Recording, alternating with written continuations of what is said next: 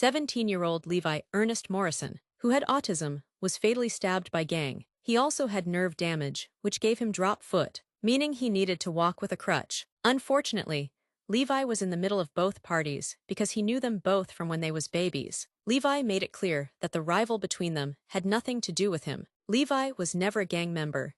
He just liked everyone, which made him vulnerable that evening. Levi was talking to his friend outside his home when the friend decided to go and knock on this lady's house looking for her son. The woman, who is named as Nishola Leighton, became furious after the victim friends kept knocking on her door looking. She saw red and told police that if the boys returned, she was going to batter them. Unfortunately, Levi was walking outside with one of the boys. Meanwhile, Nishola's son, Ulysses, found out the teenagers had been bothering his mother. He rallied his friends, including the then 14-year-old, all armed, while his mother drove them to find them. The most shocking part of this horrific story is when the youths jumped out of Leighton's Suzuki Jeep. Levi's friend pulled out a knife. Levi put his hand up and explained this had nothing to do with me, and it was not his problem. Levi, who has autism, tried to run away. However, he was caught and fatally stabbed by sprues, while Ulysses and the 14-year-old chased the friend before running back when they heard a dreadful scream.